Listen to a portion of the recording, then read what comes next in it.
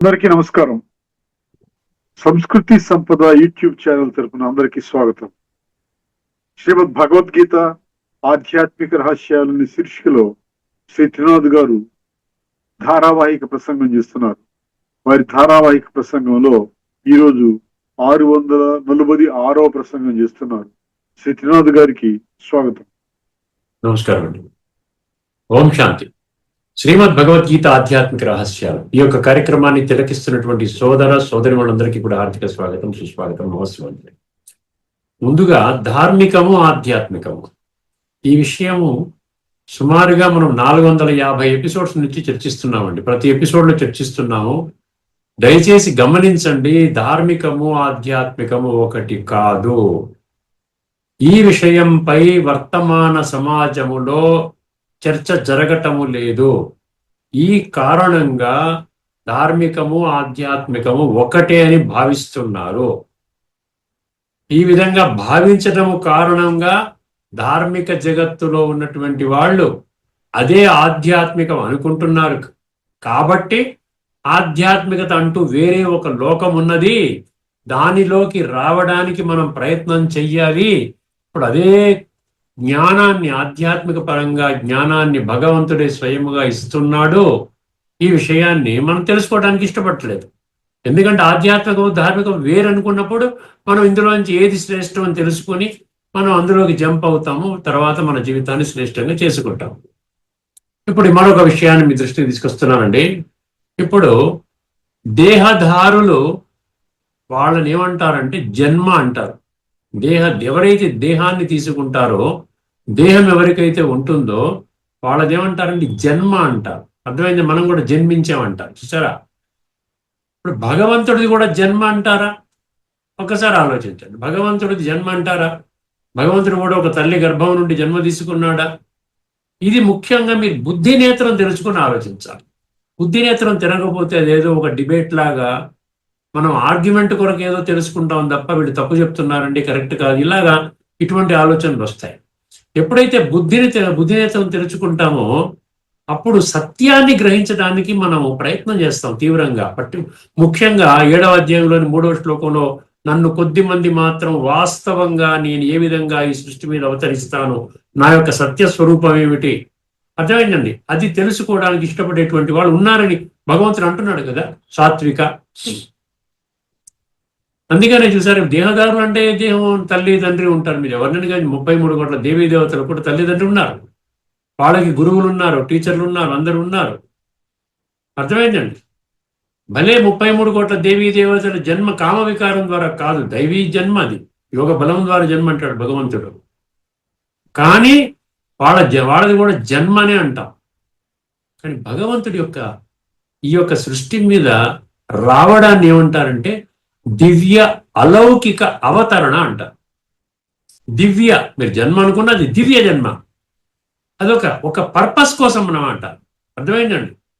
ఒక కర్తవ్యాన్ని నిర్వహించడం కోసం. సృష్టి స్థితి లయకారకుడు భగవంతుడు అన్నప్పుడు ఆ సృష్టి, నూతన సృష్టిని తయారు చేయడానికి ఆయన ఆ విధముగా ఆ కర్తవ్యాన్ని నిర్వహించడం కొరకు ఒక టెంపరరీగా కొద్ది సమయం కొరకు ఒక శరీరాన్ని ఆధారంగా చేసుకుని వారు ఆ కర్తవ్యాన్ని నిర్వహిస్తారు.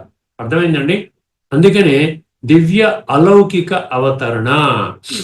గీతలోనే చెప్పాడు కదండి. ఏం చెప్పాడు? ఆ ఫేమస్ శ్లోకాలు ఉన్నాయి కదా, యదా యదా హి ధర్మస్య గ్లానిర్భవతి భారత అభ్యుత్థానమ ధర్మస్య తదాత్మానం సృజామి అన్నాడు. తదాత్మానం సృజామి అహం, నేను ఆత్మస్వరూపాన్ని, నన్ను నేను సృజించుకుంటాను అన్నాడు. తర్వాత 9వ అధ్యాయం 11వ శ్లోకంలో ఏమన్నాడు? కొంచెం రిలేటెడ్ వర్సెస్ కొన్ని చెప్పారనుకోండి మీకు అర్థమవుతుంది. భగవంతుడు మనలాంటి శరీరం తీసుకొని మనలాంటి కర్మలు చేసుకొని కర్మబంధనంలోకి రాడు, త్రిగుణాలలోకి రాడు. అర్థమైంది? ఇది ముఖ్యంగా గమనించాలి. భగవంతుడికి దేహదారులకి, నిరాకారుడైన పరమాత్మకి దేహదారులకి ఉన్నటువంటి ముఖ్యమైనటువంటి గుర్తింపు ఏంటంటే వారికి దేహము లేదు. పర్మనెంట్ గా వారికి దేహం లేదు. మనకి జ్ఞానం చెప్పాలి కాబట్టి వారికి దేహం అవసరం కాబట్టి, ప్రేరణ ద్వారా జ్ఞానం ఇవ్వబడదు కాబట్టి, అందుకని ఒక శరీరం ఆధారంగా అది కూడా 9వ అధ్యాయం 11వ శ్లోకంలో చాలా స్పష్టంగా కుండ బద్దలు కొట్టినట్టు చెప్పడం జరిగింది. అవజానంతి మా మూఢ మానుషీం తనుం ఆశ్రితం అన్నాడు. పరం భావం అజానంత మమ భూత మహేశ్వరం అన్నాడు. మమ భూత సర్వభూతాలకు శాసకుణ్ణి నేను. అర్థమైందండి? నేను చెప్పిన మాట మీరు వినాలి, మీరు చెప్పిన మాట నేను వినడం కాదు. నేనేం చెప్తున్నాను? మానుషీం తనుమాశ్రితం, నా దివ్య కర్తవ్యాన్ని చేయడం, ధర్మ సంస్థాపనార్థాయ సంభవామి. అర్థమైందండి? దాన్ని అవతరణ అంటారు. అవతరణ అనొచ్చు, అవతారం అనొచ్చు. అర్థమైందండి? కేవలం ఆ కర్తవ్యాన్ని నిర్వహించడం కొరకు తర్వాత మళ్ళీ వెళ్ళిపోతారు. ఆయన ఒరిజినల్ స్టేట్లోకి వెళ్ళిపోతారు. పరంధామంలో ఆ పరమాత్మ ఆత్మ జ్యోతి స్వరూపంలో కూర్చుంటాడు. అర్థమైందండి? ఈ విధంగా ఆ జ్ఞానాన్ని చెప్పడం కొరకు. ఎందుకంటే ఈ జ్ఞానం మనకు అర్థం కాలేదు, మనం రాంగ్ రూట్లో వెళ్ళిపోతున్నాం, మనకి సంబంధం లేకుండా చేసుకున్నాం, అసలు సంస్కార పరివర్తన చేసుకోవడం లేదు. ఇంకా రోజు రోజుకి పతనమవుతున్నారు. మానవాళ్ళు ఏ విధంగా ఉన్నారంటే రోజు రోజుకి దిగిపోతున్నారని అంటున్నాం. ఇవన్నీ జరుగుతున్నాయి కదా. అందుకనే భగవంతుడిది దివ్య జన్మ అన్నాడు, దివ్య అలౌకిక జన్మ అన్నాడు. ఎక్కడ 4వ అధ్యాయంలో 9వ శ్లోకంలో ఈ ప్రస్తావన వస్తుంది. ఇంకా కొన్ని శ్లోకాల ప్రస్తావన వస్తుంది. ముఖ్యంగా మీరు గమనించండి, ఇవన్నీ చర్చించుకున్నాం, ఇప్పటికే చర్చించుకున్నాం. 450 శ్లోకాల పైన మనం చర్చించుకున్నాం.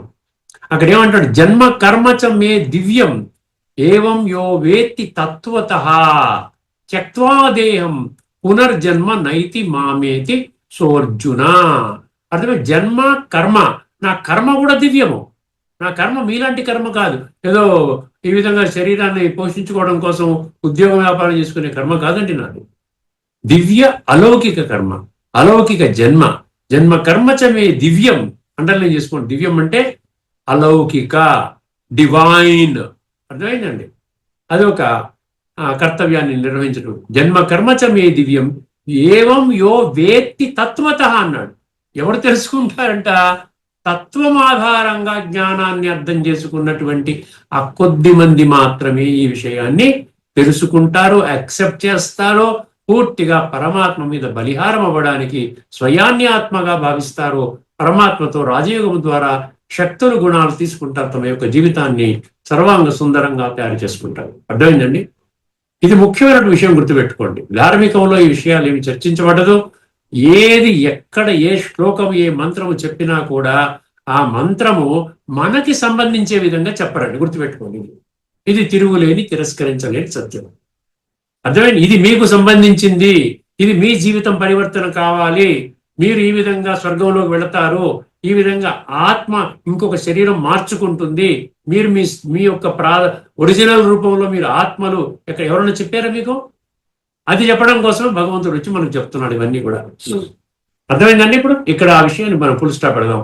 భగవంతుడి జన్మ ఒక అవతరణ, దివ్య అలౌకిక అవతరణ.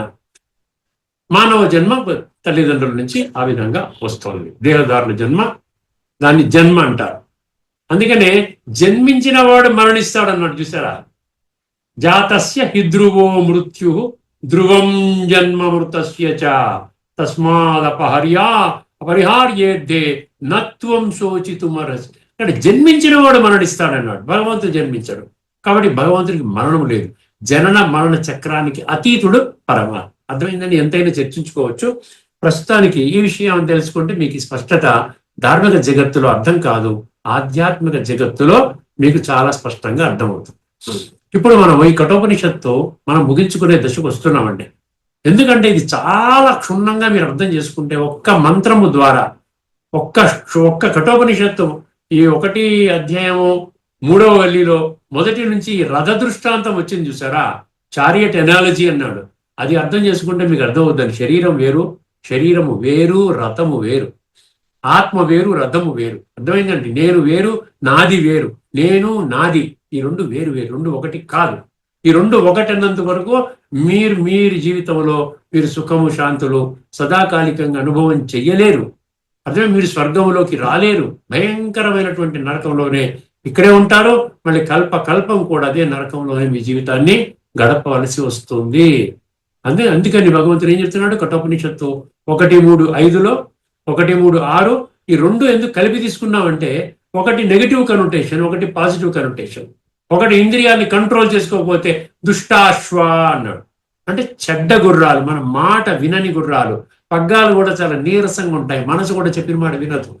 బుద్ధి అనే సారథి కూడా నిద్రపోతాడు. అర్థమైందండి. రధికుడు అంటే నేను ఆత్మ అని తెలుసా? రధికుడికి తెలియదు, దేహభ్రాంతిలో ఉన్నాడు. సో రధికుడు స్వయాన్ని గుర్తించలేదు, ఆ బుద్ధి కూడా సారథి అని అనుకోవడం లేదు. ఇది నేను పగ్గాలు మనసుని, నేను ఇంద్రియాలని కంట్రోల్ చేయాలి మనసు అనుకోవడం లేదు. ఇంద్రియాలు ఇష్టం వచ్చినట్టు పరిగెడుతున్నాయి. అదేమో ఇంద్రియ విషయాలు, శబ్దస్పర్శ రూపరస గంధాలు దానికి అతుక్కొని ఈ విధంగా మన జీవితాన్ని ధ్వంసం చేసి ఇప్పటికే చేసేసాయి. ఇంకా దీన్ని ఆపాలి మనం. అదే అందుకని క్షుణ్ణంగా రకరకాల గీతా శ్లోకాలు, 20 గీతా శ్లోకాలు చెప్పి ఉంటాను. అదేవిధంగా 10-15 ఉపనిషత్ మంత్రాలు మీ దృష్టికి తీసుకొని వచ్చి ఉంటాను. అర్థమైందండి. ఇంకో కొన్ని 4-5 మంత్రాలు ఉన్నాయి. అది వీలైనంత వరకు మనం ఈ తర్వాత ఎపిసోడ్లో మనం కంప్లీట్ చేసుకోబోతున్నాం. ఈ యొక్క ముఖ్య విషయాన్ని గమనించండి, దయచేసి గమనించండి. అర్థమైందండి. ఇంద్రియాలు మనసు బుద్ధి, ఇది రథ సిద్ధాంతం. ఇప్పుడు మనం కేన ఉపనిషత్తు అండి, అద్భుతంగా ఒక అద్భుతమైన ప్రతి ఒక్క ఉపనిషత్తుని చదువుతుంటే అరే ఎంత చక్కగా చెప్తున్నాడు, ఇది మీ దృష్టికి తీసుకొని రావాలి అన్న ఆలోచన నాకు కలిగి నేను ఇంక్లూడ్ చేసుకుంటున్నాను అందులో.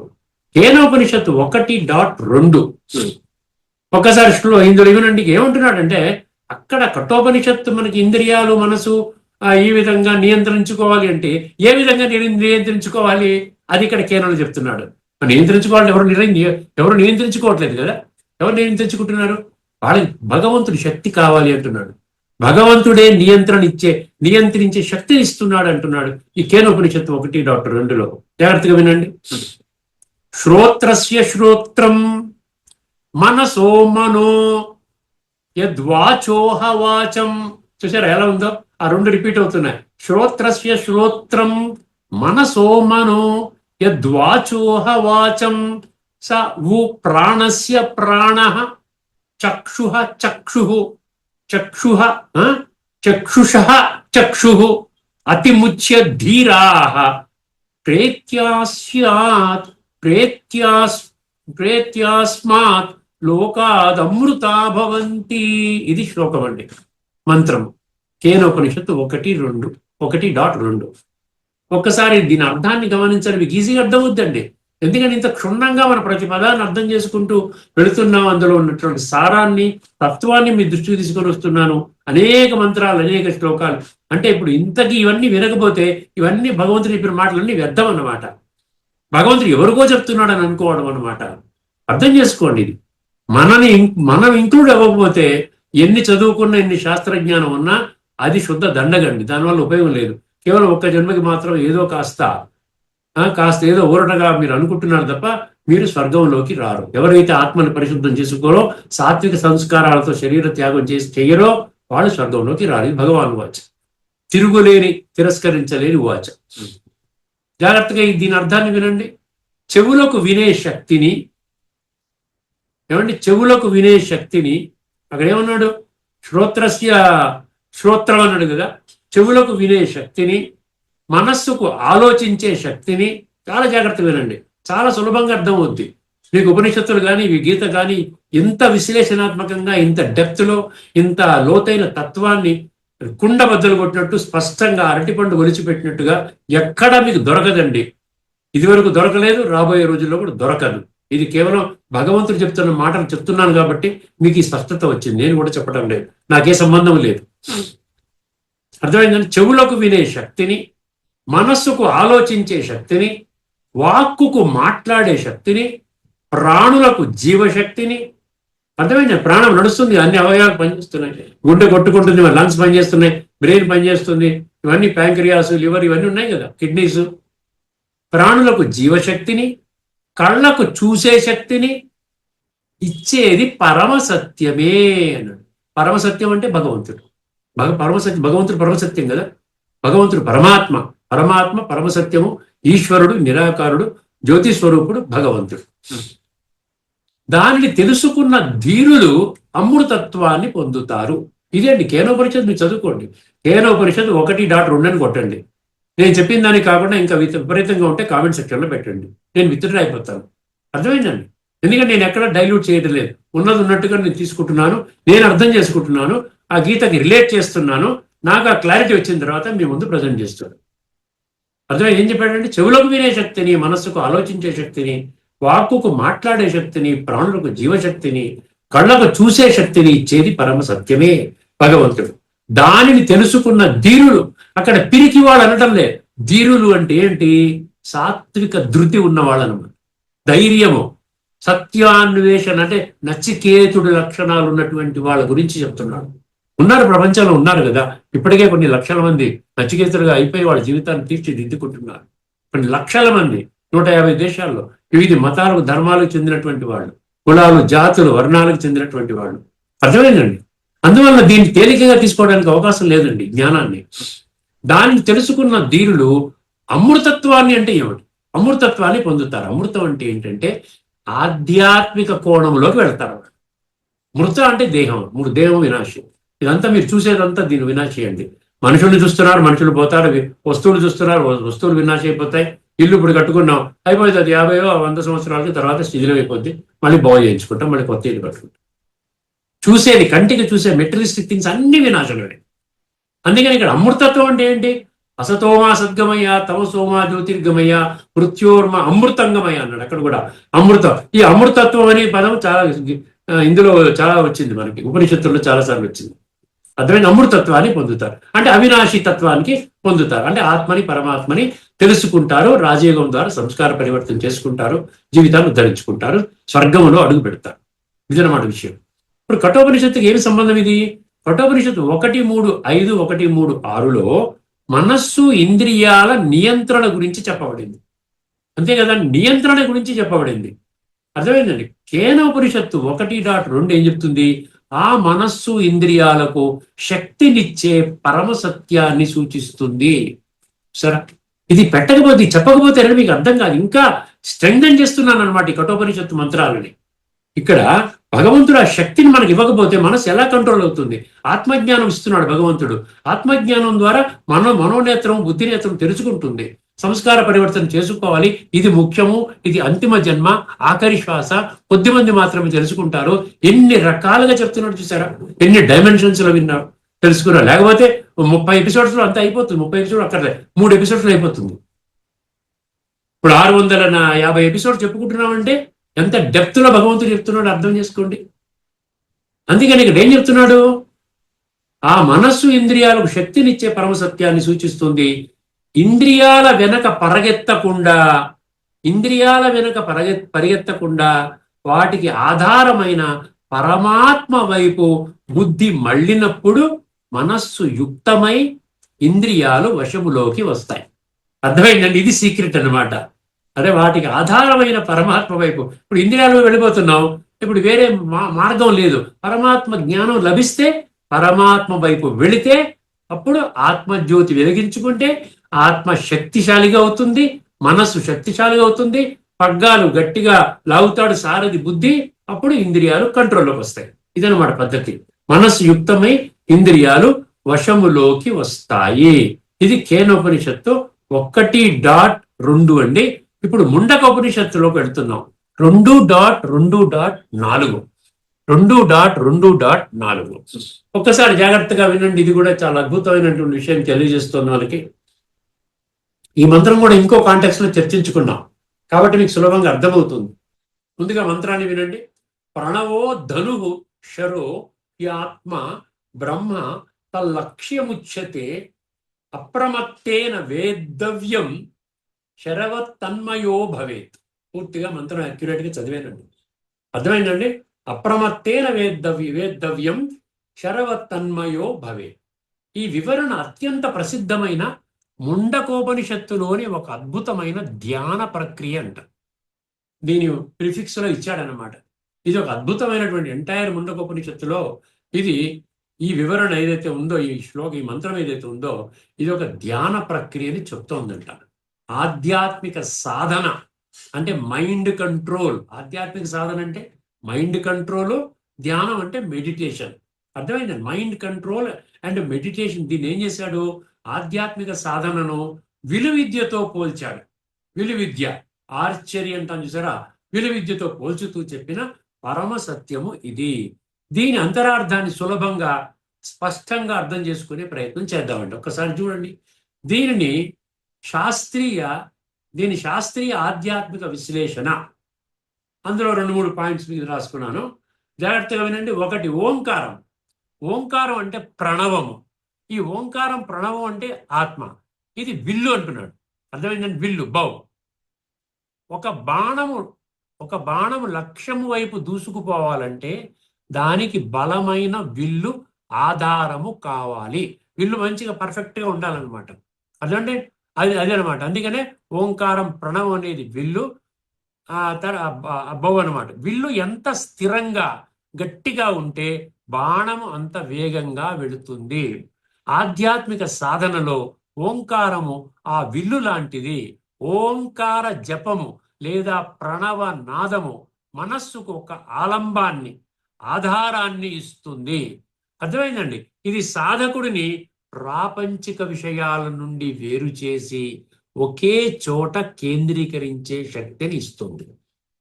ఇదంతా దేనికంటే ఇప్పుడు వర్తమానములో మనం ప్రాపంచిక విషయాల్లో పూర్తిగా కూరుకుపోయి ఉన్నాం. నేను ఏ కారణంగా కూరుకుపోయి ఉన్నాం? నేను దేహం అన్నటువంటి భ్రాంతిలో పడిపోయి ఆత్మజ్ఞానం లేకపోవటం వలన కూరుకుపోయి ఉన్నాం.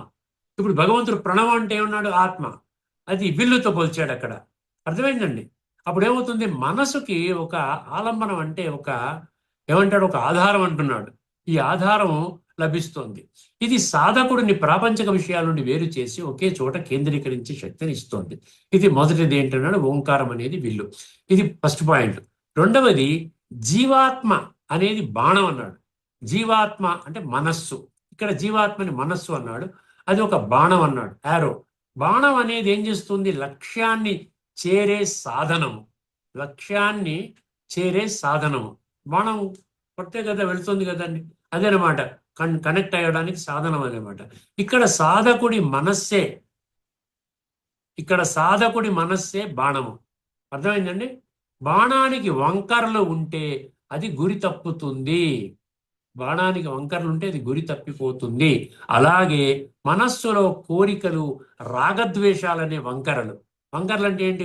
భౌతిక కోరికలు, ఇంద్రియ సుఖాలపై కోరికలు, రాగద్వేషాలు. వాడు మంచోడు కాదు, వీడు మంచోడు కాదు, సమాజం అంతా కుళ్ళిపోయింది. భగవంతుడు ఏమంటాడు? నువ్వు మారవయ్యా, ప్రపంచాన్ని విడిచిపెట్టు, ప్రపంచాన్ని మార్చే పని నాది, నువ్వెందుకు అవస్థపడుతున్నావు? అందుకని వంకరంగా ఉండకుండా తిన్నగా ఉండవయ్యా అంటున్నాడు. ఇవన్నీ ఉన్నట్లయితే ధ్యానము కుదరదు. అందుకే మనము చర్చించుకున్న మైత్రాయణి ఉపనిషత్తు చెప్పినట్లు వృత్తి క్షయము ద్వారా, అదేవిధంగా కఠోపనిషత్తు చెప్పినట్లు ఇంద్రియ నిగ్రహము ద్వారా మనస్సు అనే బాణాన్ని లోపాలు లేకుండా నిటారుగా, పదునుగా మార్చుకోవాలి. ముండకోపనిషత్తు 2.2.4. తర్వాత మూడో విషయం, పరబ్రహ్మమే లక్ష్యం. అంటే పరమాత్మ ప్రాప్తే లక్ష్యం. ఆత్మజ్ఞానము, మనసుని నిగ్రహించుకోవడము, తర్వాత పరమాత్మ ప్రాప్తి మన యొక్క లక్ష్యము. పరమాత్మ ప్రాప్తి లక్ష్యం అంటే ఏదో ఉండాలి కదా. లక్ష్యం లేకపోతే ఏం చేస్తాం? మనం అనుకున్నదే లక్ష్యం.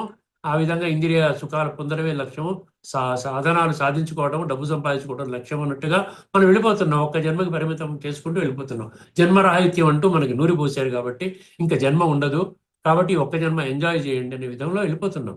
కానీ భగవంతుడు ఏమంటాడు? నీకు మళ్ళీ జన్మ ఉంటుంది, ప్రతి ఒక్కరికి జన్మ ఉంటుంది. కాకపోతే ఎన్ని జన్మలు తీసుకుంటావు, ఏ యుగంలోకి వస్తావు అనేది నీ సంస్కారాల ఆధారంగా నిర్ధారింపబడింది.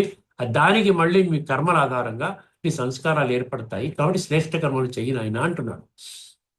పరబ్రహ్మమే లక్ష్యం, పరమాత్మ ప్రాప్తి గురి, టార్గెట్. బాణం వెళ్ళి ఎక్కడో పడకూడదు, ఖచ్చితముగా లక్ష్యము టార్గెట్లోకి దూసుకుపోవాలి.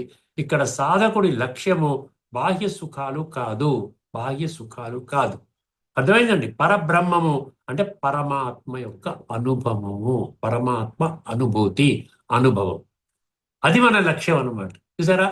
ఆత్మ, తర్వాత మనస్సు, తర్వాత పరమాత్మ లక్ష్యము. ఈ విధంగా అక్కడ ఈ యొక్క బాణముతో, విల్లు బాణముతో పోల్చాడు. సాధన ఎలాగ జరుగుతుంది? ప్రాసెస్. ఈ ప్రాసెస్ చెప్తున్నాడు అన్నమాట. చాలా జాగ్రత్తగా వినండి, ఇంకా కొంచెం విశ్లేషణ ఉంది. ఏం చెప్తున్నాడు? ముండక 2.2.4 ఈ ప్రక్రియని ఎలా చేయాలో స్పష్టం చేస్తుంది. అప్రమత్తేన వేద్దవ్యం అన్నాడు. అప్రమత్తేన వేద్దవ్యం శరవతన్మయో భవేత్ అంటే అప్రమత్తేన అంటే ఏకాగ్రత, అలర్ట్గా ఉండాలి. ముందు నేను ఆత్మని, నేను శరీరం కాదు. ఏకాగ్రత ఎక్కడి నుంచి వస్తుంది? ముందు నేను ఒక్కడిని, నేను ఆత్మని, నేను శరీరం కాదు. ఏకాగ్రతతో బాణము వదిలేటప్పుడు విలుకాడు ఎంత ఏకాగ్రతతో ఉంటాడో సాధకుడు కూడా అంత అప్రమత్తంగా ఉండి మనస్సును వేరే ఆలోచనల వైపు వెళ్లకుండా చూసుకోవాలి. వేరే ఆలోచనల వైపు వెళ్లకుండా చూసుకోవాలి. గీతలో చూసారా 8వ అధ్యాయంలోని 8వ శ్లోకం మనం చెప్పుకున్నది. చేతసా నాణ్యగామినా అంటాడు చూసారా. ఒక్క పరమాత్మ తప్ప ఇంకెక్కడికి నీ మనసు వెళ్ళకూడదు అంటాడు. దాంతో అక్కడ కొంచెం రిలేట్ చేస్తే శరవత్ తన్మయో భవేత్ అన్నాడు. బాణములా లీనమైపోవాలి అని అర్థం. అంటే శరవత్ తన్మయో భవేత్ అంటే బాణములా లీనమైపోవాలి. బాణం వెళ్ళి గురి కొడుతుంది, టార్గెట్ కొడుతుంది కదా, వాడి గోల్డ్ మెడల్ ఇస్తాడు కదా. అలాగా పరమాత్మని పొందే విధంగా మనం ఏం చేయాలి? స్వయాన్ని ఆత్మగా భావించి మనస్సుని కంట్రోల్ చేసుకుని మనస్సుని మన్మనాభావ అన్నాడు గీతలో, పరమాత్మ వైపు పెట్టాలన్నమాట. అర్థమైందండి? అప్పుడు బాణము వెళ్ళి లక్ష్యాన్ని తాకినప్పుడు అది లక్ష్యములోకి పూర్తిగా దూసుకుపోయి లక్ష్యముతో ఒకటైపోతుంది. ఆత్మ పరమాత్మ కనెక్ట్ అయిపోతుంది. అంటే రాజయుగము ద్వారా పరమాత్మలోని గుణాలు, శక్తులు మనలో ప్రవహించటం మొదలవుతాయి. మనం ఏమి చేయకుండా భగవంతుడా నా కష్టాలు తీర్చు అంటే తీరుస్తాడా చెప్పండి? అది తీర్చడానికి ఈ ప్రాసెస్ అన్ని చెప్తున్నాడు. గీతలో అదే చెప్పాడు, ఉపనిషత్తుల్లో కూడా అదే చెప్తున్నాడు. అర్థమైందండి? లక్ష్యముతో ఒకటైపోతుంది అన్నాడు కదా. తర్వాత జాగ్రత్తగా వినండి, బాణము వేరు, గురి వేరుగా ఉండకూడదు. బాణము వేరు, బాణం ఇలా వెళ్ళిపోయింది, గురి ఇక్కడ ఉంటే బాణం అటు వెళ్ళిపోయింది. వేరుగా ఉండకూడదు. బాణము వేరు, గురి వేరుగా ఉండదు. అదే విధముగా మనస్సు ఓంకారం అనే విల్లు సహాయంతో పరబ్రహ్మం అనే గురిని తాకినప్పుడు సాధకుడు తస్మన్మయో భయవతి, అది ఆ పదం చూడు. మైత్రాయణిలో 6:34-3 ఉంటుందండి. యచ్చిత్త తన్మయో భవతి అన్నట్లుగా ఆ పరమాత్మ స్వరూపమే అయిపోతాడు. అర్థమైందండి? ఆ విధంగా పరమాత్మలో దాన్ని మనం లీనమైపోయాడు అనుకున్న ఆత్మ యొక్క అస్తిత్వాన్ని అస్తిత్వం ఉండదని ఆ విధంగా కొంతమంది ఆ రాంగ్ భాష్యం ఇవ్వడం జరిగింది. జీవుడు దేవుడుగా మారే ప్రక్రియ అంటే పరమాత్మ. అర్థమైందండి? పరమాత్మ గుణాలు, పరమాత్మ శక్తులు అంటే మనము కూడా కర్మాతీత స్థితి, త్రిగుణాతీత స్థితి, ద్వంద్వాతీత స్థితి అంటే అశరీరీ స్థితి అన్నమాట. మనం కూడా అభ్యాసం ద్వారా మనం చేస్తాము. అందుకని జీవుడు దేవుడిగా మారే ప్రక్రియ అని. కఠోపనిషత్తులో చెప్పిన జీవిత రథాన్ని సరిగ్గా నడిపి భగవద్గీతలో చెప్పినట్టు అభ్యాస యోగముతో ఇంద్రియాలను అదుపు చేసి చివరకు మనస్సును భగవద్గీతలో చెప్పినట్లు చివరికి భగవద్గీతలో అభ్యాస యోగంతో ఇంద్రియాలను అదుపు చేసి చివరికి మనస్సును భగవంతునిలో ఎలా లీనము చేయాలో చూపించే ఒక ప్రాక్టికల్ గైడ్ ఈ ఓంకార ధనుర్బాణ దృష్టాంతము అన్నాడు. అక్కడ రథ దృష్టాంతం, ఇది ధనుర్బాణ దృష్టాంతం. కరెక్ట్ అర్థమైందండి? ఆ విధంగా బాణం వేసామంటే ఆత్మ పరమాత్మతో కనెక్ట్ అయ్యే విధానం చెప్తున్నాడు. ఈ మంత్రములో ఆధ్యాత్మిక సాధనను విలువిద్యతో పోల్చారు. ఓంకారము ప్రణవం అనేది బిల్లు, జీవాత్మ సాధకుడి మనస్సు ఓకే అనేది బాణము, మరియు పరబ్రహ్మమే లక్ష్యము. అర్థమైందండి? గురి, లక్ష్యం అంటే గురి. సాధకుడు ఎటువంటి ఏమరపాటు లేదా అజాగ్రత్త లేకుండా సంపూర్ణ ఏకాగ్రతతో ఆ బ్రహ్మం అనే గురిని ఛేదించాలి. అప్పుడు బాణము లక్ష్యములో లీనమైపోయినట్లే సాధకుడి ఆత్మ కూడా పరబ్రహ్మతో ఒకటై బ్రహ్మమయం అయిపోతుంది. అంటే పరమాత్మ గుణాలు, శక్తులు మనలో వచ్చేస్తాయి. అప్పుడు మనం ఇంద్రియాల మీద ఆసక్తి మనకు తొలగుతుంది, అయిపోతుందండి. ఆఖరి మహావాక్యము, దానికి కఠోపనిషత్తు చెప్పిన ఇంద్రియ నిగ్రహం ఎంతో అవసరము. అందుకని అక్కడ కఠోపనిషత్తుతో కనెక్షన్ అన్నమాట. ఇంద్రియాలు, మనస్సు అనే గుర్రాలను అదుపులో ఉంచుకోవడము పునాది అయితే, చూసారా, ఇంద్రియాలు, మనస్సు అనే గుర్రాలను అదుపులో ఉంచుకోవడం పునాది అయితే, అలా అదుపు చేసిన మనస్సును ఓంకారముతో సంధించి పరబ్రహ్మం వైపు సంపూర్ణ ఏకాగ్రతతో ప్రయోగించటం అనేది ముండక ఉపనిషత్తు చెప్పే అంతిమ సాధన. అర్థమైంది? ఇక్కడితో మనం ఈ యొక్క చర్చను ముగిద్దామండి. తదుపరి ఎపిసోడ్లో మనము ఈ యొక్క కఠోపనిషత్తు 1, 3, 5, 1, 3, 6 ఈ యొక్క చర్చని మనము సుమారుగా మనం 10 ఎపిసోడ్ని చర్చించుకుంటున్నాము. అది మనం ముగించే పని మనము తదుపరి ఎపిసోడ్లో చేద్దామండి. అంతవరకు సెలవు. అందరికీ నమస్కారము. లోకా సమస్తా సుఖినో భవంతు. ఓం శాంతి.